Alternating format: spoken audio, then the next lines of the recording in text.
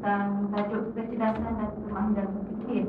Sebenarnya tajuk ini mempunyai kesinambungan daripada tajuk-tajuk yang sebelum ini. Otak apa yang sebelum tadi. Okey. Sekarang kita terus masuk kepada apa itu kecerdasan. Sebelum ni sebelum saya nak beritahu bahawa hari ini pembentangan adalah saya seorang untuk menjimatkan masa. Okey. Apa itu kecerdasan? Kecerdasan adalah sesuatu yang bersifat kompleks dan ianya bukan sekadar sesuatu yang kita tahu, tetapi adalah tentang apa yang kita buat dengan pengetahuan kita. Contohnya, kita tahu resepi kek dan kita buat kek yang kita tahu tu. Contohnya, okey. Kecerdasan yang sebenarnya adalah cara-cara untuk menggunakan maklumat bagi mencapai matlamat pribadi. Kecerdasan juga merupakan satu kebolehan memahami kaitan-kaitan di antara fakta-fakta, yakni situasi atau persepsi untuk mengawal tindakan-tindakan dengan cara yang bersesuaian ke arah matlamat yang diingini. Dalam arti kata lain, orang yang cerdas berkebolehan mengenal pasti sesuatu masalah dan mencari jalan penyelesaian yang optimum. Justru itu kecerdasan ialah keberkesanan. Contoh, nak jadi penyanyi. Okey, nak jadi penyanyi tapi tak tahu sumber macam mana nak jadi penyanyi. Jadi kalau orang nak jadi penyanyi dia mesti kenal pasti macam mana nak pergi audition, macam mana caranya nak belajar tentang kod-kod dalam muzik dan sebagainya. Lepas tu kena berani menghadapi kritikan. Macam mana nak menghadapi kritikan-kritikan? Maksudnya dia mesti cari fakta-fakta untuk dicapai matlamat dia. Dia mesti berhadapan. Okey, lepas tu apa pula kemahiran berfikir? Kemahiran berfikir ialah kemahiran intelek, iaitu terdapat pengertian dan konsep tentang kemahiran berfikir. Dia merangkumi etis, kreatif, penyelesaian masalah, berfikir secara deduktif, induktif dan membuat keputusan. Kalau ikut Dr. Rajendran, Profesor Rajendran 2008, kemahiran berfikir boleh dikategorikan kepada dua, iaitu high order thinking dan low order thinking.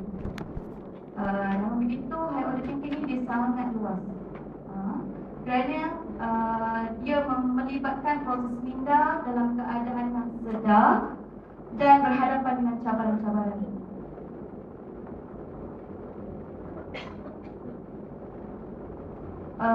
Dia juga melibatkan seseorang itu perlu menginterpretasi, menganalisis, memanipulasi maklumat dan membuat penilaian. Manakala Abdullah Hassan dan Ainul Muhammad 2000 menyatakan menurutnya Edward de Bono 1976 melaporkan bahawa beliau meminta sekumpulan mahasiswa dan pensyarah sebuah universiti supaya mendefinisikan apa itu berfikir. Antara definisi yang diperolehi, yang pertama ialah perkara-perkara bukan benda, non-material, iaitu proses berfikir. Berfikir ini bukanlah dia adalah non-material yang berlaku dalam minda. Okey. Yang kedua, proses-proses mental yang dibuat oleh diri sendiri. Yang ketiga, proses yang dilalui oleh minda apabila berhadapan dengan apa-apa situasi.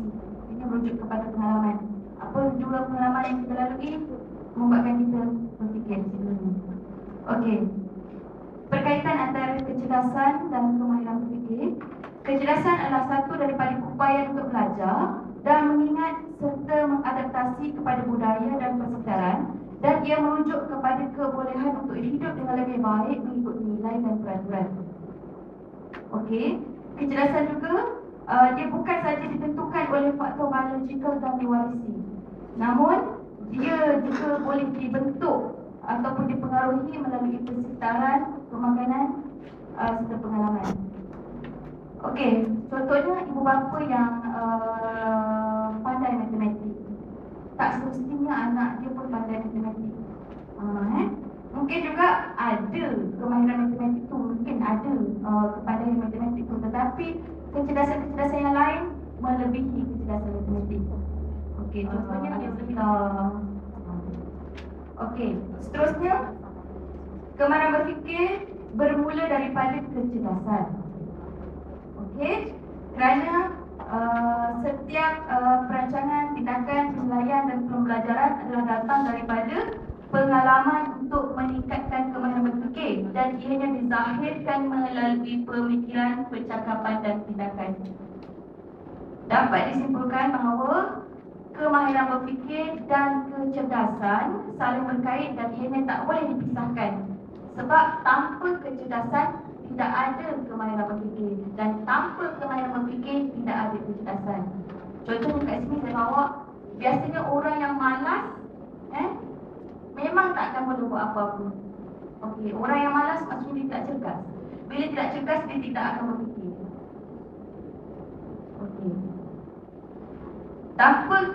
Contohnya tanpa kecerdasan dalam bermain alat muzik, maka tidak ada kemahiran berfikir untuk mencipta lagu.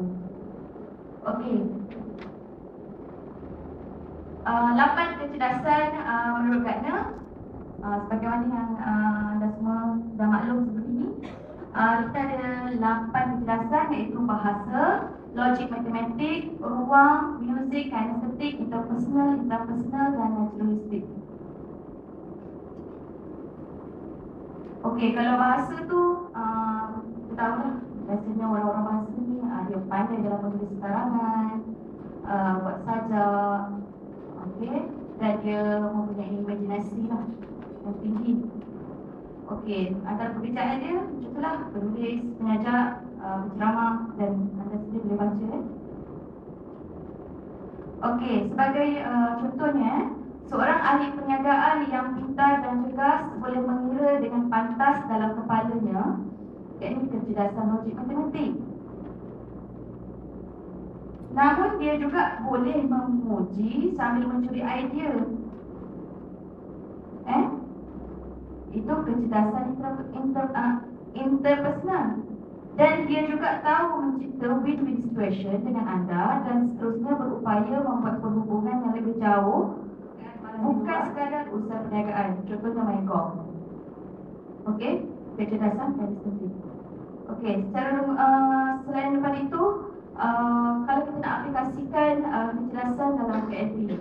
Okey, kecerdasan dalam PNP ni kebiasaannya guru perlu mengikut laras kecerdasan pelajar. Sebab kecerdasan ini boleh dibentuk dan guru perlu lebih memahami pelajar. Perlu mengadakan aktiviti yang pelbagai mengikut ragam pelajar kerana pelajar ini mempunyai ragam yang pelbagai. Okey.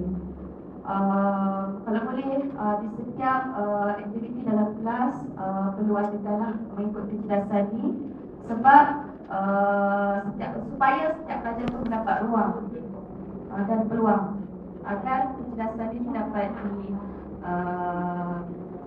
penilaian oleh guru. Okey, secara rumusannya dapat dirumuskan bahawa kecerdasan dan kemahiran berfikir mempunyai hubungan yang sangat signifikan dan ia membantu memberi variasi dalam menyelesaikan sesuatu masalah yang dihadapi oleh seseorang. Kemahiran membuat keputusan yang dilakukan oleh individu yang menggunakan hebat dan 8 kecerdasan tersebut memberi impak yang maksimum terhadap diri sendiri dan persekitaran. Sebagai contoh, Turut Kemadil lah sehingga hari ini idea-idea tetap menjadi rebutan untuk merealisasikan lebih-lebih lagi idea dia untuk merealisasikan wawasan 2020. Kita masih tunggu